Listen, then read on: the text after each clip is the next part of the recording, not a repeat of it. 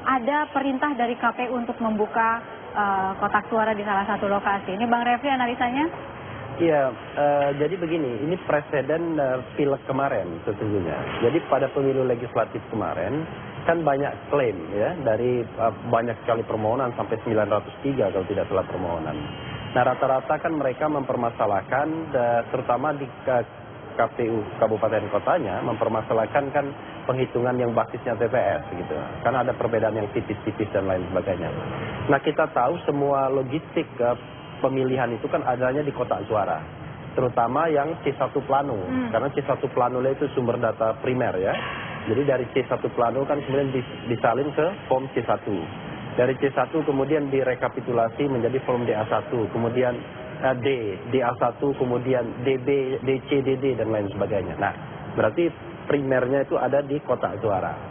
Nah pada waktu itu tentu kan KPU kan kesulitan untuk menjawab suara yang asli itu berapa. Kalau dia dijawab berdasarkan hasil rekapitulasi, ya hasil rekap itu di challenge oleh peserta, ya kan? Nah karena itu kemudian dia mengambil ke sumber aslinya. Nah untuk mengetahui sumber aslinya yang membuka kotak suara.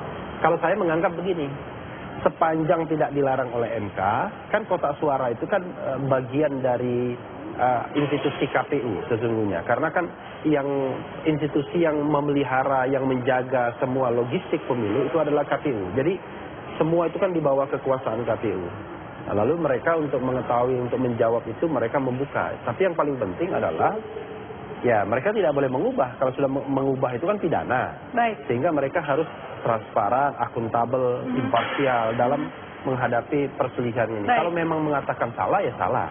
Tapi kalau benar mereka harus membela dengan... Walaupun MK belum berproses sama sekali Pak Mahfud, boleh ini KPU memerintahkan untuk membuka kotak suara di salah satu wilayah? Ya sebenarnya tidak ada larangan. Saya tidak boleh dan tidak ada larangan itu saya kira agak beda tipis gitu.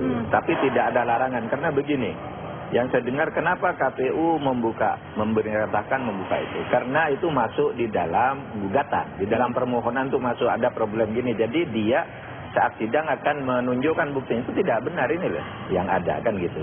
Kalau itu motifnya saya kira tidak dilarang juga gitu. Tetapi di dalam praktek juga ketika saya memimpin sidang-sidang MK biasanya juga barang itu diperintahkan dibawa ke depan sidang untuk dibuka di depan hakim. Dibuka di depan hakim, bukan dibuka sebelum persidangan dilakukan seperti sekarang? Bukan. Gitu. Artinya yang sekarang ini menyalahi atau tidak?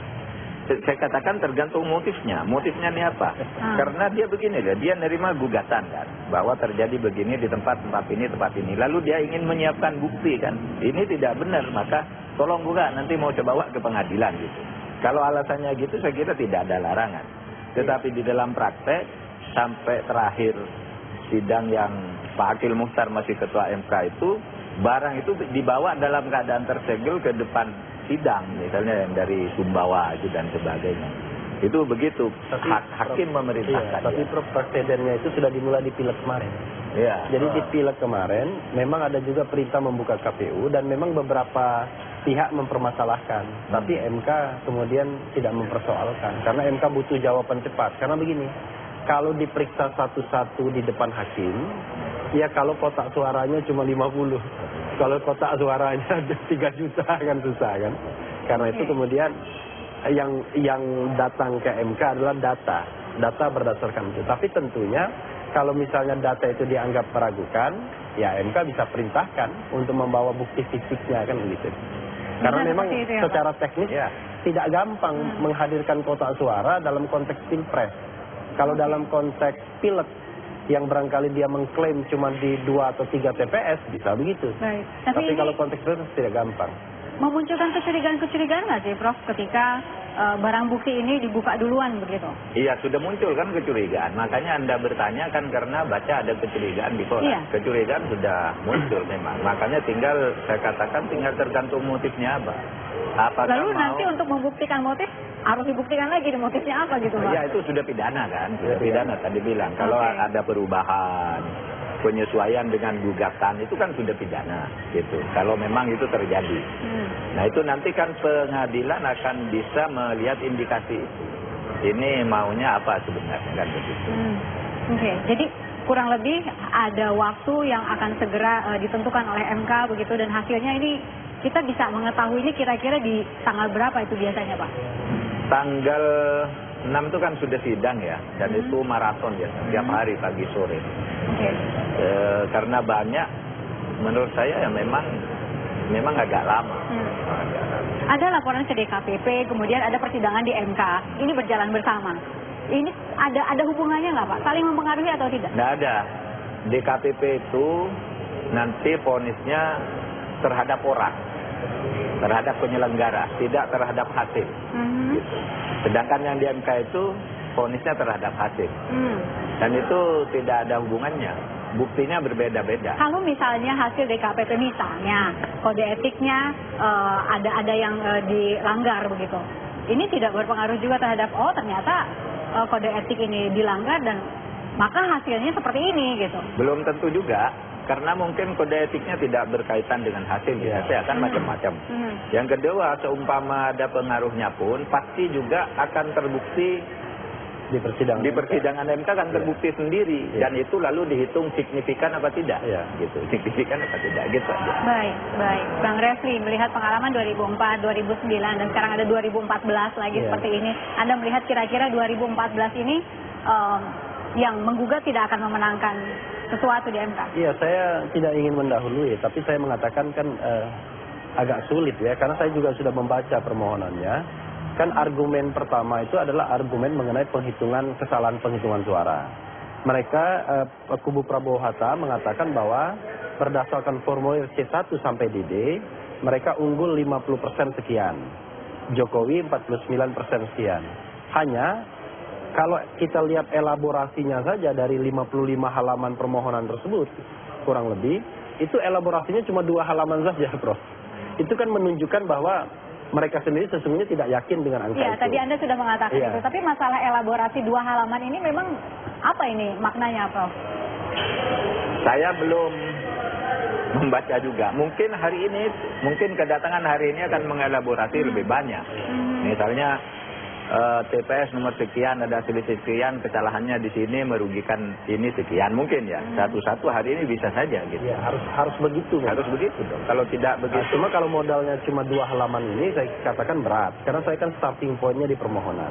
Nah, berikutnya yang dipermasalahkan adalah proses pemilu. Jadi setelah penghitungan suara lompat ke proses pemilu. Nah, proses pemilu ini yang strong argumen pertama itu adalah DPKTB, ya, daftar pemilih khusus tambahan. Dianggap bermasalah misalnya di DKI itu 5.800 begitu. Ya, saya katakan begini, kalau kita menemukan DPKTB itu misalnya banyak orang memilih dengan KTP, ya, persoalannya kan kita harus tanya, ini menguntungkan siapa? Dan tidak bisa diverifikasi. Apakah itu menguntungkan Prabowo, apakah menguntungkan Jokowi? Karena mereka memilih dan masuk dalam kotak suara dihitung. Dan tidak mungkin kemudian mereka dipanggil satu-satu, kamu memilih siapa? Kan nggak mungkin.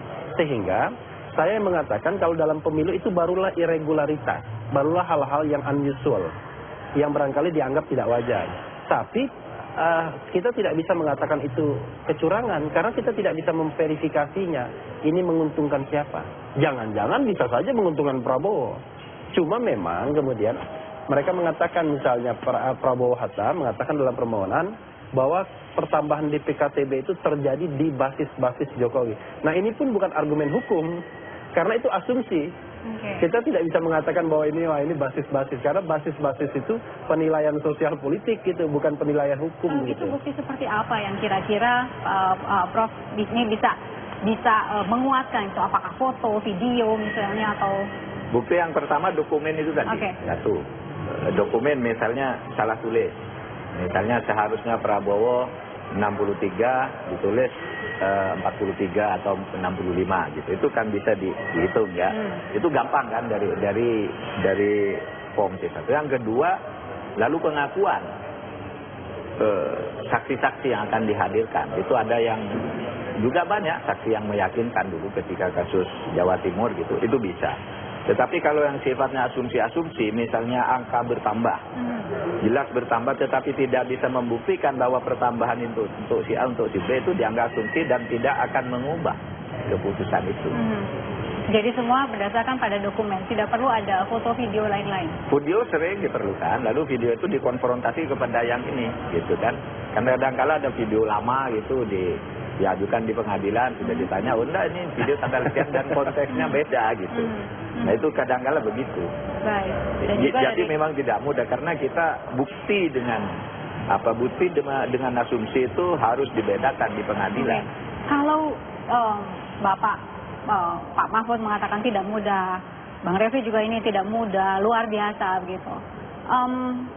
Masih perlukah kontestan ini maju ke MK? Meskipun tidak mudah, di dalam prakteknya itu bisa. Dalam catatan saya ada dari seluruh kasus MK selama saya di sana ada 11%. 394 kasus saya tangani.